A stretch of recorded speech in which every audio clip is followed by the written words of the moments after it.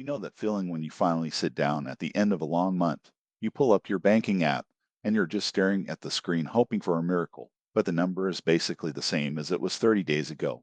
It's that invisible ceiling. You're working the overtime, you're skipping the expensive lattes, you're doing everything the gurus told you to do, and yet, the needle just refuses to move. It feels like you're trying to push a literal boulder up a muddy hill in flip-flops. You see people talking about their six-figure portfolios or their massive net worth jumps like it's nothing, and you're over here wondering if your savings account is actually a black hole where money goes to die. My name is Marcus Sterling, and I spend way too much time thinking about money, financial psychology, and why some people seem to effortlessly build wealth while others stay stuck in the same financial patterns for decades. Honestly, I've realized that the reason most people quit isn't because they are bad with money. It's because they don't understand the math of the boring middle. They don't realize that the first $100,000 is a total nightmare, but the second $100,000 is almost an inevitability if you just stay in the game. It's like there's the secret physics to wealth that nobody explains until you're already rich. Think about it like this. When you're starting from zero, every single dollar you save is a result of your own sweat and blood. If you want $1,000 in the bank, you have to go out and physically trade hours of your life for that $1,000. Your money isn't doing anything. It's just sitting there like a lazy roommate who doesn't pay rent. But something weird happens once you cross that first major six-figure threshold. Suddenly, the money starts waking up. It starts working. And by the time you're aiming for that second $100,000, you aren't pushing the boulder anymore. You've reached the top of the hill, and now you're just watching it start to roll down the other side. It's wild, really, because the effort required to go from $100K to $200K is objectively, mathematically, about 5 times less than what it took to get to that first milestone. I remember when I was first starting out, I had this old, beat-up spreadsheet, you know the ones, with way too many colors and tabs, and I would track every cent. I felt like I was in a war with my own bank account. I'd save $500 and then my car's alternator would explode, taking me right back to where I started. It's exhausting. It's demoralizing.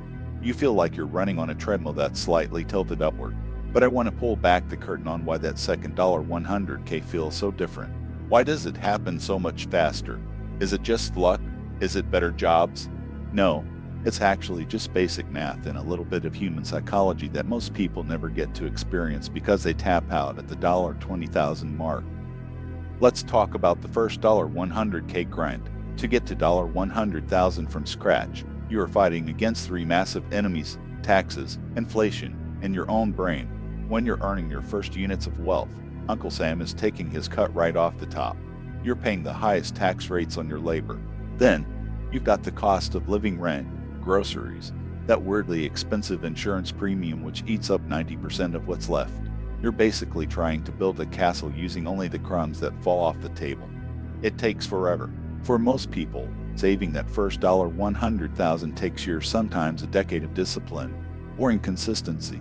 It's the period of unrewarded effort. You're doing the work, but you don't see the results in your lifestyle yet. You still feel broke, even though you have $40,000 or $60,000 in the bank.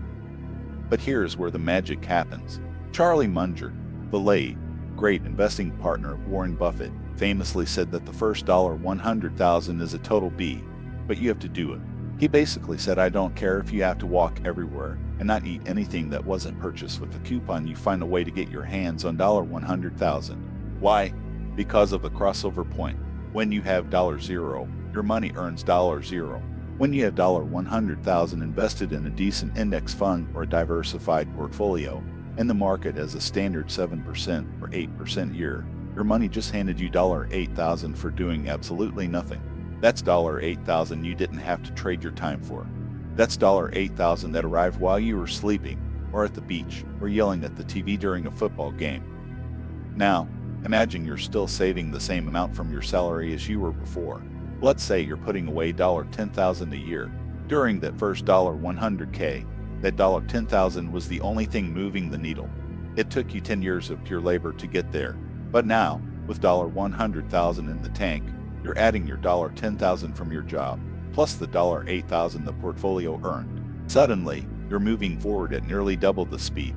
You're not just walking anymore, you've hopped on a bicycle. By the time you're halfway to the second $100K, the interest your money is earning starts to rival the amount you're contributing from your paycheck. That is the crossover point. It's the moment the employee your money starts outperforming the boss you. It's actually kind of funny if you think about it. The world is designed to keep you at zero. Think about how many ads you see in a day. Buy this car. Upgrade this phone.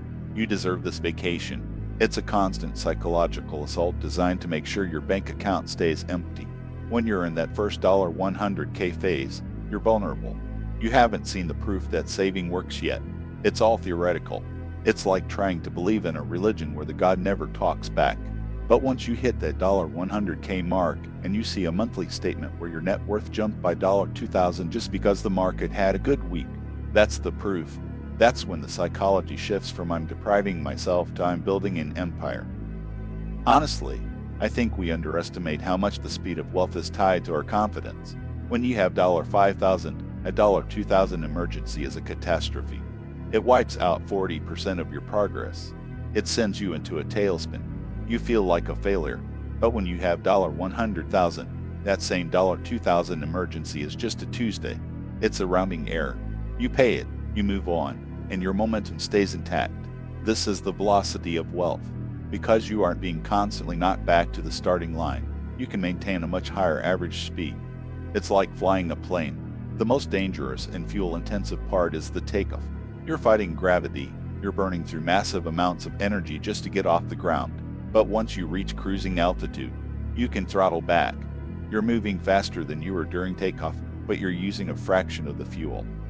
That second $100K is the cruising altitude of personal finance.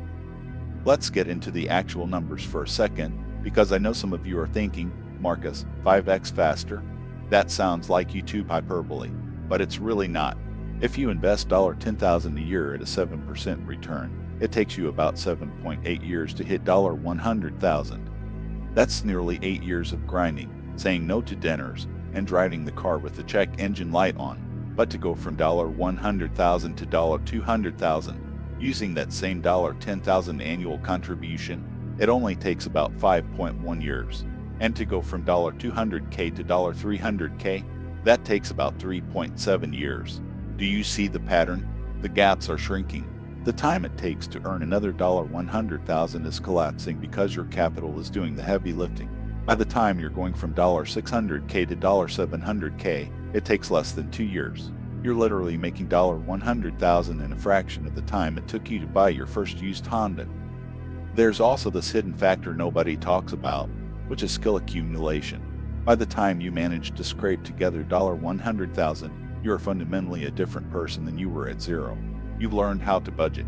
You've learned how to handle market volatility without panic selling like a crazy person. You've likely increased your earning power at your job because you've spent those 8 years becoming more valuable. So, not only is the math working in your favor, but your wealth building IQ has leveled up. You're making fewer mistakes. You aren't falling for the get-rich-quick schemes because you've seen the power of the get-rich-slow reality. You've become the person who is capable of holding $200,000. I see so many people who get to $20,000 or $30,000 and they give up. They buy the boat. Or they decide that the grind isn't worth it because they've been doing it for 2 years and they only have $25K. They don't realize they are in the middle of the hardest part of the curve. It's like stopping a marathon at mile 20. You've done all the hardest work, you've endured all the pain, and you're quitting right before the part where the crowd starts cheering and the downhill stretch begins. If you can just push through that B phase that Munger talked about, the rest of your life becomes a series of shorter and shorter sprints. You also have to consider the opportunity cost of being broke. When you have no money, everything is expensive. You buy the cheap tires that last 1 year instead of the good ones that last 4. You pay the late fees. You can't take advantage of a great investment opportunity because your cash is tied up in surviving. But when you have that first $100K, you have strategic liquidity. You can buy in bulk. You can wait for a market dip and buy more shares of your favorite index fund while they are on sale. You have the freedom to take a calculated risk on a new career path because you have a 2-year runway sitting in your brokerage account. All of these little advantages compound. It's like a snowball. At first, it's just a handful of cold slush that you're struggling to pack together. It's messy and it keeps falling apart. But once it's the size of a basketball and you start rolling it, It picks up more snow with every rotation than you could have ever packed by hand in an hour. I sometimes think about my grandfather. He wasn't a rich man by any stretch, but he understood this intuitively. He used to say that the first dollar is the hardest to get and the easiest to spend, but the millionth dollar is the easiest to get and the hardest to spend. He was right. When you have nothing, a dollar is a loaf of bread. It's survival. When you have a million, a dollar is just a tiny brick in a massive wall. The emotional attachment changes. You stop viewing money as something to be consumed and start viewing it as seed corn. You wouldn't eat your seeds if you wanted to harvest next year, right? Most people are eating their seed corn every single month and wondering why their farm is empty. The second $100,000 is also faster because of life's hell floor. Once you've figured out how to live a happy, fulfilling life on, say, $50,000 a year, and you hit that $100K mark, your income usually keeps rising. But because you've already done the hard work of decoupling your happiness from your spending, you don't feel the need to inflate your life. If you get a $10,000 raise and you're already at the $100K milestone, that entire raise can go straight into the second $100K bucket. You're already set in your ways. The new wealth isn't spoken for by a bigger mortgage or a flashier car. It's pure fuel. I want you to really visualize this. Imagine two people. Person A is at zero and person B is at $100,000. They both have the same job, the same house, the same everything. A market rally happens and the S&P 500 goes up 10% in a year. Person A sees no change. Their life stays exactly the same. Person B, however, just saw their net worth increase by $10,000, a whole extra year's worth of savings literally while they were watching Netflix. That is the unfair advantage of capital. And here's the thing.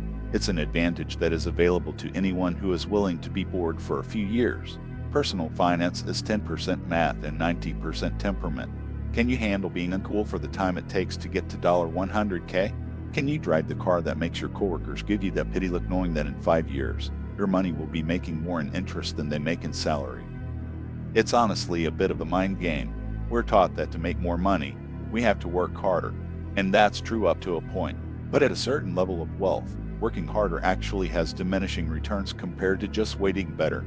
The second $100,000 is a reward for your patience. It's the universe's way of saying, thanks for not being an idiot with the first 100. It's the momentum phase. And the best part, once you hit $200,000, the journey to $300,000 is even faster. It's a literal collapse of time. You're folding the space-time continuum of your working life. I know it's hard when you're looking at a $5,000 balance and the $100,000 goal feels like it's on the moon. I get it. I've been there, staring at the moon and wondering why I didn't have a rocket ship. But you have to remember that every $100 you save is a tiny little thruster being added to your ship. It doesn't feel like much now, but as they accumulate, the power grows. You're building the rocket while you're flying it. And yeah, the first few feet off the ground are slow and shaky. There's a lot of smoke and noise and it feels like you might crash. But once you break through the atmosphere, once you hit that six-figure mark, the resistance disappears. You're in orbit. Everything becomes effortless. So, if you're in that B phase right now, if you're struggling to get to that first milestone, please don't quit. You're doing the heaviest lifting you will ever have to do in your entire financial life. It will never be this hard again. The second $100K is coming, and it's going to arrive so much faster than you think. You've just got to stay in the seat. You've got to keep rolling that snowball, because one day you're going to wake up, look at your account, and realize that your money earned more yesterday than you did. And that, my friends, is when the game truly changes. It's not just about the money at that point, it's about the freedom. The freedom to know that the boulder is finally rolling on its own. You know, I was talking to a friend the other day who just crossed the $500,000 mark, and he told me something that really stuck with me.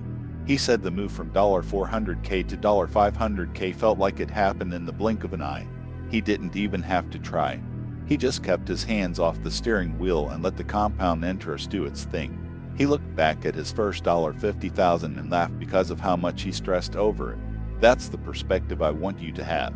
The stress you're feeling now is temporary. The wealth you're building is permanent if you let it be. Basically, the math doesn't lie. The physics of money are consistent. The first $100K is the price of admission to the world of wealth. The second $100K is the first dividend of your discipline. Don't sell your future self short just because the present is a bit of a crawl. You're building something massive. You're building a life where you aren't a slave to a paycheck. And honestly, isn't that worth a little bit of a grind today? I think it is. I really do. Just keep pushing. That second hundred is closer than it looks in the rearview mirror.